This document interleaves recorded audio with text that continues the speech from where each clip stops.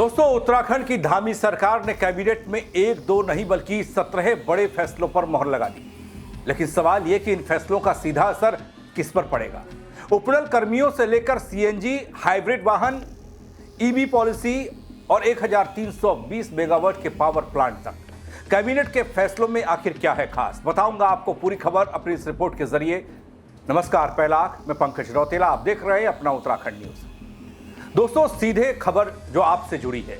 मुख्यमंत्री पुष्कर सिंह धामी की अध्यक्षता में 25 अगस्त मंगलवार का वो दिन जब सचिवालय में सुबह 11 बजे बैठक की शुरुआत हुई तो लगा कि कई महत्वपूर्ण फैसलों पर आज मोहर लग जाएगी। इस महत्वपूर्ण बैठक में कुल 17 प्रस्तावों पर मोहर लगी। कैबिनेट बैठक में सीएम पुष्कर सिंह धामी के साथ कैबिनेट मंत्री खजान दास, गणेश जोशी, सतपाल महाराज, राम सिंह कैड़ा, मदन कौशिक, सुबोध उनियाल के साथ ही प्रदीप बत्रा मौजूद थे। जबकि बैठक में कैबिनेट मंत्री रेखा आर्य, धन सिंह रावत और सौरभ बहुगुणा के साथ भरत सिंह चौधरी शामिल नहीं हुए। दोस्तों, यहां गौर कीजिएगा, उन फैसलों पर गौर कीजिएगा जिसका सरोकार सीधे आपसे है। फर्क आपकी जिंदगी पर पड़ने वाला है। एक एक कर आपको सिलसिलेवार तरीके से उन फैसलों के बारे में बताने जा रहा हूं। कैबिनेट के वो प्रस्ताव जिस पर लगी मोहर, सबसे बड़ा और अहम मसला, सैनिक कल्याण विभाग के तहत उपनल कर्मियों को समान वेतन समान कार्य का लाभ 3 चरणों में दिया जाएगा। 1 जनवरी 2016 से ब्रेक वाले कर्मचारियों को महंगाई भत्ता मिलेगा। स्वीकृत पदों के सापेक्ष उपनल कर्मचारियों का काम नहीं कर रहे हैं, उनके हिसाब से नए पद सृजन होंगे। शासन स्तर पर समिति का गठन होगा। परिवर्तनीय महंगाई भत्ता मिलेगा। नए पद सृजित ना हुए तो समायोजित किया जाएगा। सैनिक कल्याण विभाग का था।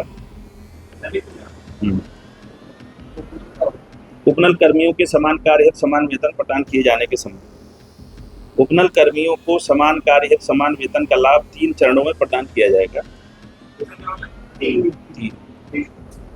जिसमें प्रथम चरण में 1/1/2016 से पूर्व के नियोजित कार्मिकों के संबंध में वर्तमान में कार्रवाई की जा रही है। द्वितीय चरण में 1/1/2016 से 12/11/2018 तक के नियोजित कार्मिकों के समान कार्य समान वेतन हेतु विचार किया जाएगा, जिस पर कार्रवाई दिनांक 9/11/2026 को तथा तृतीय चरण में 13/11/2018 से 15/10/2024 तक के नियोजित कार्मिकों को समान कार्य हेतु समान वेतन की कार्रवाई 1 अप्रैल 2027 से प्रारंभ की जाएगी। पूर्व में नहीं जाएगा, ठीक है। उपनल के माध्यम से ये हम दे देंगे, पर सुन लीजिए।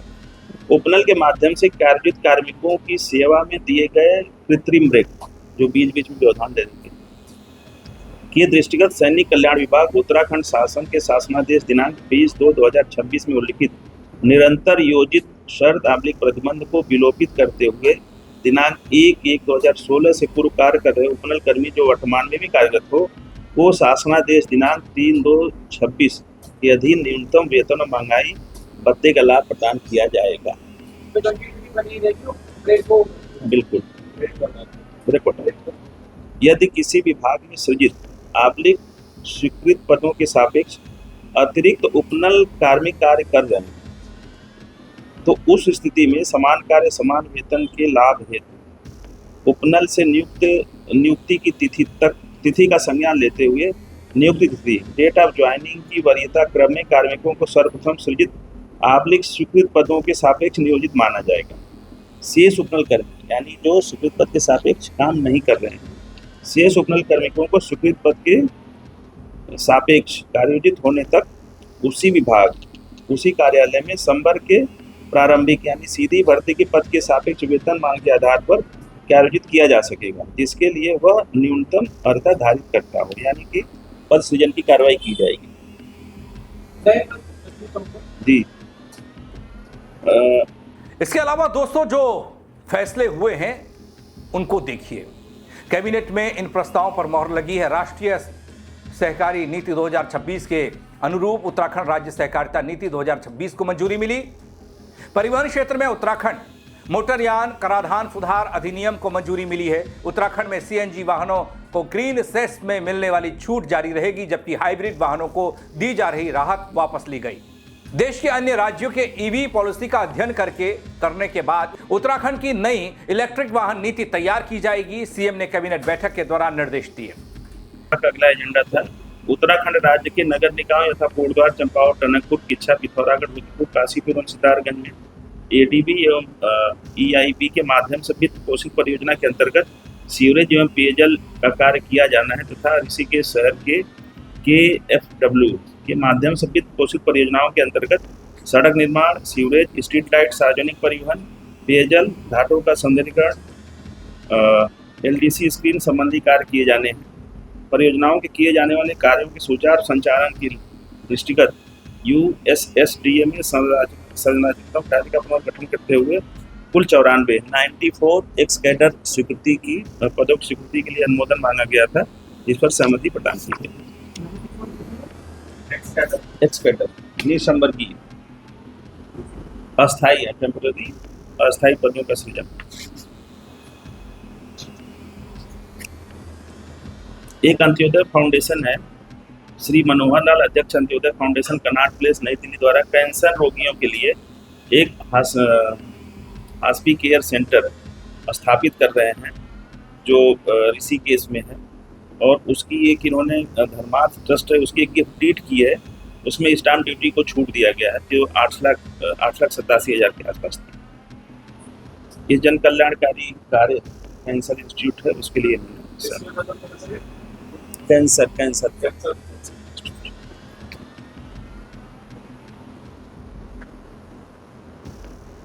एक उच्च शिक्षा विभाग का है। राज्य सरकार द्वारा उत्तराखंड राज्य में स्थापित निजी विश्वविद्यालयों की कृतियों को विनियमित किए जाने और संबंधित आनुषंगिक विषयों की व्यवस्था करने हेतु उत्तराखंड निजी विश्वविद्यालय अधिनियम से अधिनियमित धारा 36 के प्रावधान के अनुसार ये उत्तराखंड उत्तरांचल विश्वविद्यालय का था, जिसमें इनकी एक नियमावली आई थी, वो नियमावली का अनुमोदन प्रदान किया गया।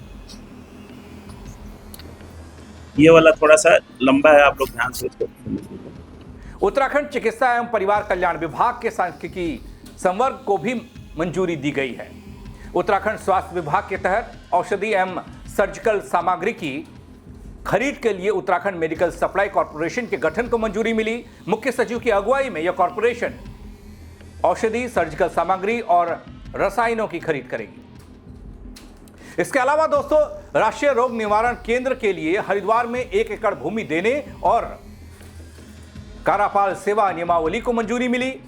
उत्तराखंड लोकायुक्त अधिनियम 2014 के तहत सदस्यों के चयन के लिए उत्तराखंड लोकायुक्त खोजबीन समिति 2026 को मंजूर कैबिनेट ने कर दिया। उत्तराखंड आबादी सर्वेक्षण अभिलेख नियमावली 2026 को मंजूरी मिली है। Uttarakhand science and development corporation के तीसरे और चौथे श्रेणी के कर्मचारियों को अन्य विभागों में समायोजित करने पर सहमति बनी है। रिस्पना के किनारे कोठारी बंगला में 116 आवासों में मलिन बस्ती के लोगों से जो 10% राशि ली जानी थी, उस राशि को अब राज्य सरकार वहन करेगी। शहरी निकाय में पेयजल, सीवरेज कामों को मंजूरी मिली। अंत्योदय फाउंडेशन को ऋषिकेश में कैंसर इंस्टीट्यूट का प्रस्ताव मंजूर हुआ। स्टाम्प ड्यूटी में छूट दी गई। कार्मिक विभाग के वेतन नियमावली में आंशिक संशोधन किया गया है। उत्तराखंड निजी विश्वविद्यालय अधिनियम के तहत उत्तरांचल विश्वविद्यालय की नियमावली को मंजूरी कैबिनेट ने दे दी। सेवा मुक्त होकर लौटने वाले अग्निवीर के लिए समर्पित प्रकोष्ठ बनेगा। प्रकोष्ठ गठन के लिए 6 पद को मंजूरी मिली है। ऊर्जा विभाग को 1320 मेगावाट कोयला आधारित पावर प्लांट को अदानी ग्रुप को दिया गया। छत्तीसगढ़ में कुल ब्लॉक आवंटन हो चुका है। अदानी पावर ही प्लांट लगाएगी। 25 साल के लिए अदानी को यह दिया गया।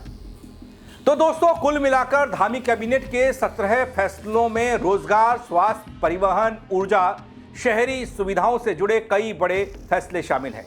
अब इन फैसलों का असर जमीन पर कितना दिखता है और सरकार अपने वादों को कितना तेजी से लागू करती है, इस पर सबकी नजर रहने वाली है। लेकिन इन फैसलों को लेकर आपकी राय क्या है? आप किस तरीके से इनको देखते हैं? आप कमेंट के जरिए बता सकते हैं। दोस्तों, खबर को शेयर करिएगा और लोग भी देख पाएं कि सरकार ने वो कौन से फैसले लिए, इसके बारे में जान पाएं और अपनी राय दे पाएं।